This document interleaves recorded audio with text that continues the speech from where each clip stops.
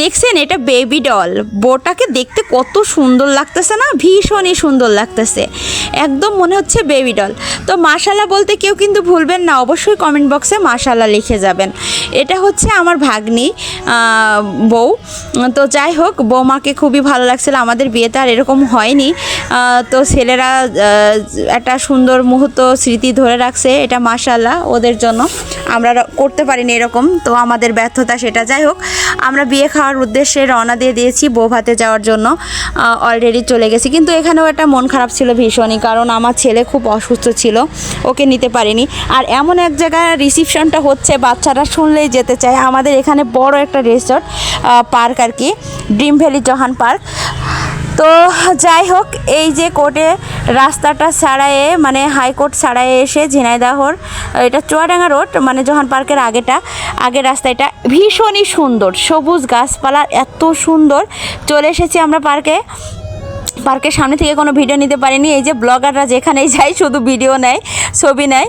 এই যে শুরু হয়ে গেছে, এটা হচ্ছে এমডি লিওন ইসলাম, ওনার আইডির নাম মুন্নি। তো যাই হোক, এই যে চলে এসেছি আমরা রিসোর্টের ওখানে। আমার এই ভাগ্নের সঙ্গে অনেক বছর পর দেখা হয়, অনেক ভালো লাগলো, ভীষণই ভালো লাগলো। ওর বাবা আসলে চেনে না, ওইভাবে দেখা হয়নি। তো আমরা যে কিছুক্ষণ একটু ঘোরাফেরা করে খেতে বসে গেছি, আমি দ্রুতই চলে আসবো। আর এটা আমার ভাসতে এত লজ্জা পাচ্ছে ক্যামেরার সামনে আসতে, ও মুখ লুকিয়ে মাথা নিচু করে বসে আছে। তো যাই হোক, আমরা সবাই খাবার দাবার শুরু করে দিয়েছি। খাবার দাবার ভালো ছিল, বাট মাংসটা আমার কাছে একটু অন্যরকম ফ্লেভার লাগছে। তো যাই হোক, সাদা ভাত ছিল, পোলাও ভাত ছিল, টিকা ছিল, রোস্ট ছিল, চর্বি দিয়ে ডাউল ছিল, তারপরে হচ্ছে গরুর মাংস, খাসির মাংস ছিল। খাবার ভীষণই ভালো ছিল, শেষে কোক ছিল। যাই হোক, হিন্দু যারা, তারা মিষ্টি খায়, চাটনি খায়, পাঁপড় খায়, অনেক কিছু খায়। তো যাই হোক, এই যে আমি খাওয়া শুরু করে দিয়েছি অলরেডি বন্ধুরা। তো আমার খাবার দেখে কার কার লোভ হচ্ছে অবশ্যই কমেন্ট বক্সে জানাবেন। তো যাই হোক, মাংসটা খুব জোসি ছিল, বাট আমরা খুব ঝাল কষানো মাংস খেয়ে অভ্যস্ত, তো যার কারণে এই মাংসটা আমার কাছে একটু অন্যরকম লাগছে। আর আমি কিন্তু ঠিক ডান হাত দিয়েই ভাত খাচ্ছি, ক্যামেরার কারণে এটা হচ্ছে বা হাত মনে হচ্ছে, মানে এই আমি বলে দিলাম। তো যাই হোক, খাবারটা খুবই জোসি ছিল, মোটামুটি আমি খাচ্ছিলাম আর ভিডিও নিচ্ছিলাম। খাওয়া দাওয়া শেষ করে চলে আসলাম হচ্ছে ভিডিও করার জন্য, ছবি ওঠানোর জন্য। তো আমার ভীষণ খারাপ লাগছিল আমার ছেলের জন্য, যে ছেলেটাকে নিতে পারিনি, অসুস্থ ছিল। তো যাই হোক, বউ কিন্তু তখনই এসে পৌঁছায়নি, বউর সাজুগুজুই হয় না, পার্লারেতেই ছিল, চলে আসবে ইতিমধ্যেই। তো আমরা সবাই ভিডিও নিচ্ছিলাম, ছবি তুলতেছিলাম। আসলে ব্লগাররা যেখানে যায় ভিডিও ছবি এগুলা নিয়েই ব্যস্ত থাকে।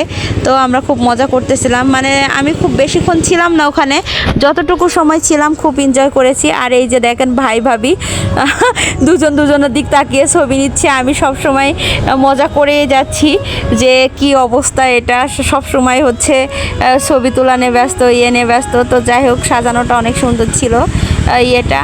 আর আমি যে মজা করতেছিলাম, ওরা দুজন ছবি নিচ্ছিল, আমি মজা করতেছিলাম যে কি অবস্থা, দুজন যেখানে যাচ্ছেন শুধু ছবি তোলা নিয়ে ব্যস্ত। তো যাই হোক, ভীষণ আনন্দ করতেছিলাম, খুবই ভালো লাগতেছিল।